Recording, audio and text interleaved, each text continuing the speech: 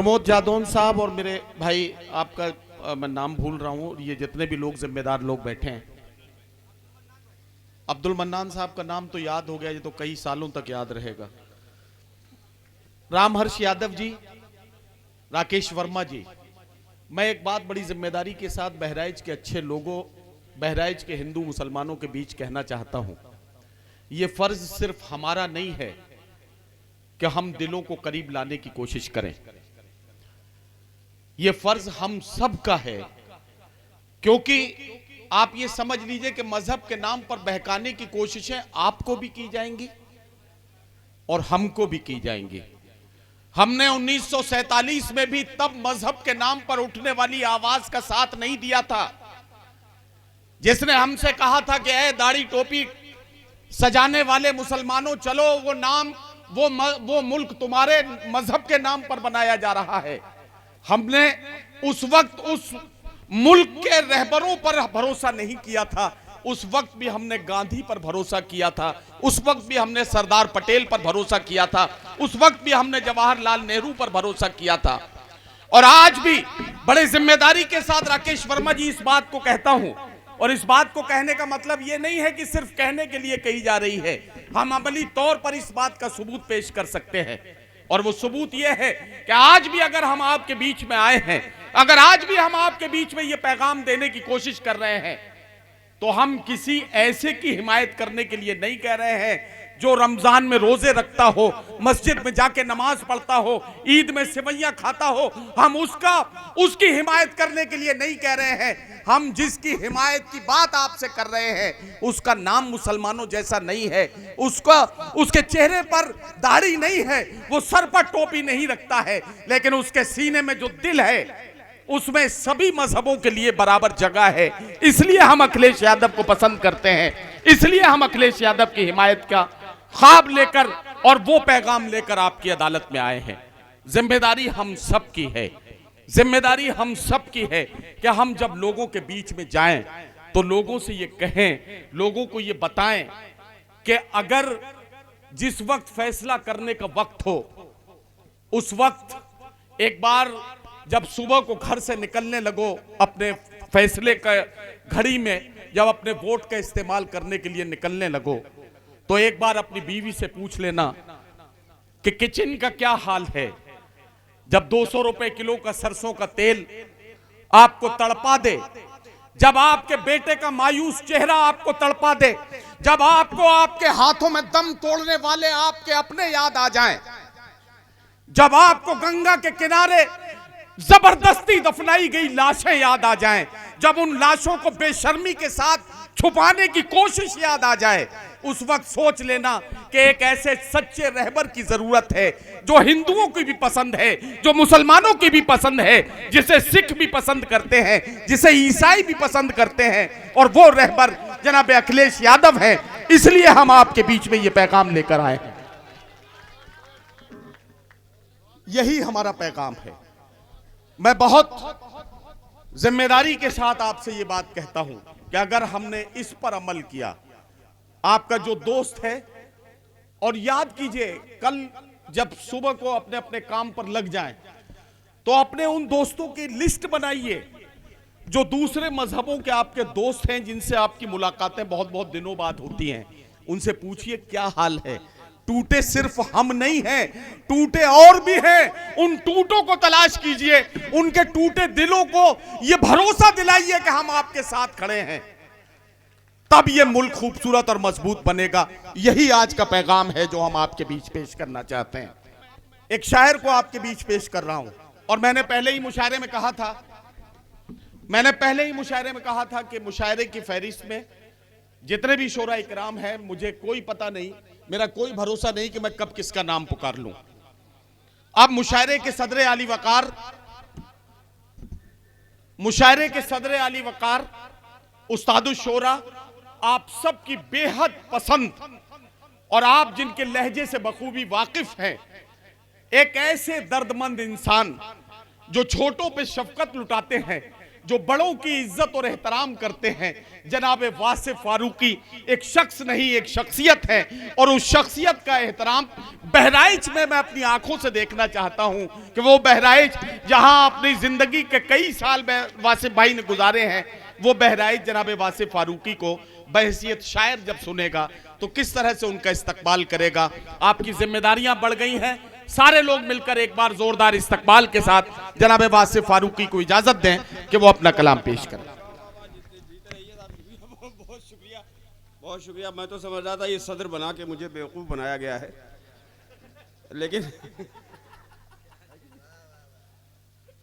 लेकिन बहुत मुझे तो बहराइच के बारे में कुछ अर्ज ही नहीं करना है। बहराइच अच्छी चीज़ें हमेशा देखने का आदी रहा है। हमारा मुस्तकबिल अब्दुल मन्नान को अपना नुमाइंदा देखना चाहता है। आज अब्दुल मन्नान का होटल देख के मुझे अंदाज़ा हुआ, मन्नान भाई का ईमानदारी की बात, ये बहुत अभी तक तो ये होटल शहरान एक ऐसा आइडियल होटल था जहां हम समझते थे कि बहुत अपलिफ्टमेंट हुआ है बहराइच का, लेकिन आज आपका होटल देख के तबीयत खुश हो गई। हमारे हिंदुस्तान की एक अजीब सी सूरत हाल है कि जब हम अपने मुल्क के किसी हिस्से की तारीफ करते हैं, और ख़ासतौर पर वो आदमी अपने मुल्क के किसी हिस्से की तारीफ करता है जो बाहर घूम के आ चुका होता है, ऑस्ट्रेलिया दुबई वगैरह होके आता है, तो वो अगर कोई अच्छी चीज़ हिंदुस्तान में देख लेता है तो कहता है यार अंदाज़ा ही नहीं होता कि हम हिंदुस्तान में हैं। हाँ, यही तो समझ में नहीं आता कि वो हिंदुस्तान की बुराई कर रहा है या तारीफ कर रहा है। तो आज यकीन मन्नान भाई बहुत मुबारकबाद आपको पेश करता हूँ कि उस होटल को देख के कसम खुदा की ये अंदाज़ा एहसास ही नहीं हुआ कि मैं बहराइच में हूँ। वाह। तो जो आदमी बहराइच को बुलंदियाँ अता करने के लिए इतना काम कर सकता है, वो अगर हमारा नुमाइंदा हो जाएगा तो कितने अच्छे अच्छे काम करेगा। रामहर्ष यादव साहब जी जिला अध्यक्ष हैं, आज़ाद भाई इस सद्भावना कमेटी के चेयरमैन हैं। बड़ा खूबसूरत सा कारवां लेके चले हैं,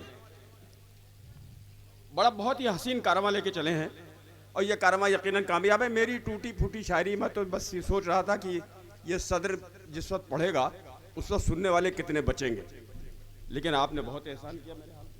देख लीजिए, मैं बदला नहीं ले रहा हूँ बिल्कुल। हाँ, लेकिन मैं ले रहा हूँ।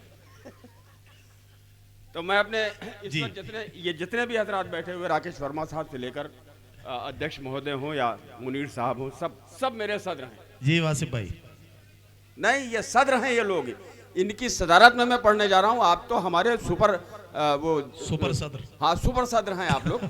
चीफ जस्टिस तो आप ही लोग हैं अदालत के। तो कुछ टूटे फूटे से कतार समाप्त कीजिए। जी वासिफ भाई। असद बस्तवी साहब कुछ बराह रास्त गुफ्तगू कर रहे थे, मैं थोड़ी सी गजल की ज़बान में गुरेज करते हुए पढ़ता हूँ। यकीनन ऐसे ही बस अलग अलग से शेर पढ़ूं। बंटी भाई अपने भतीजों को मुझे भाई कहना पड़ता है मुशायरे में, तो सुनेंगे आप। इरशाद। अर्ज करता हूं कि दिल से निकली हुई मासूम सदा पहुंची है, दिल से निकली हुई मासूम सदा पहुंची है, जिस जगह कुछ नहीं पहुंचा है दुआ पहुंची है। वाह वाह वाह वाह वाह। निकली हुई मासूम सदा पहुंची, जिस जगह कुछ नहीं पहुंचा है दुआ पहुंची है।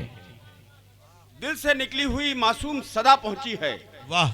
जिस जगह कुछ नहीं पहुंचा है दुआ पहुंची है, दुआ पहुंची है। और ये 71 साल की उम्र में पहुंच गया है साहब, अल्लाह के करम से जिंदा हूँ जी। तो एक एहसास पैदा हुआ है।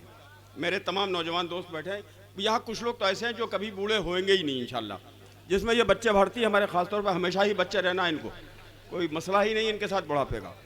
दिल से निकली हुई मासूम सदा पहुंची है, क्या कहना, जिस जगह कुछ नहीं पहुंचा है दुआ पहुंची है। और अब तो राहों का तसव्वुर भी अजियत है मुझे। शेर सुनिएगा भाई।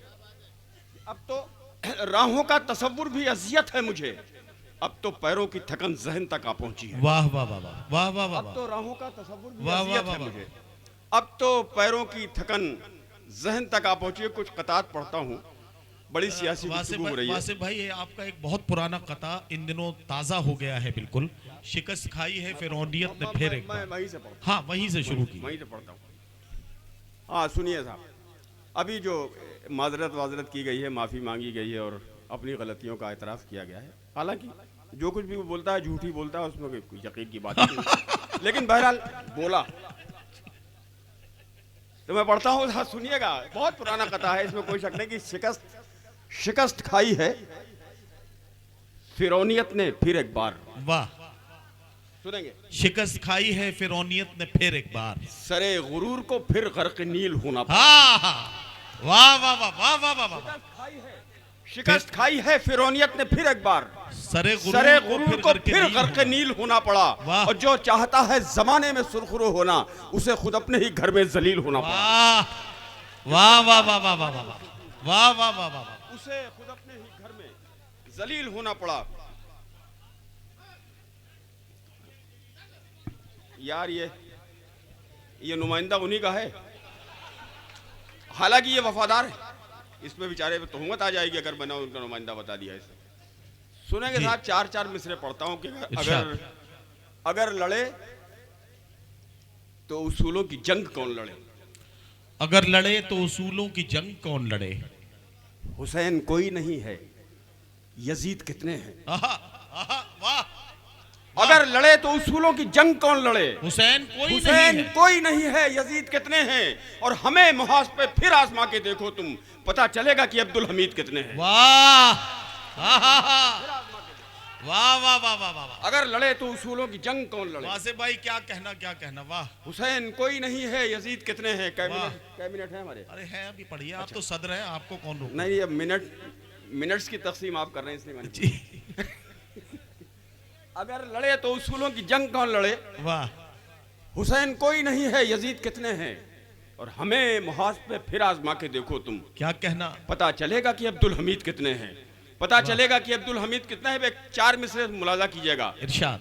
कि दयारे गैर का मुखबिर समझ रहा है हमें। मैं सरजमीन सैयद सालार मसूद गाजी रहमतुल्लाह अलैह का नमख्वार हूँ। बेशक बेशक। मैं यहाँ ये 4 मिसरे पढ़ता हूँ, सुनिएगा खुद दोस्तों। दयारे गैर का मुखबिर समझ रहा है हमें, हमारे घर में मुसाफिर समझ रहा है हमें। वाह।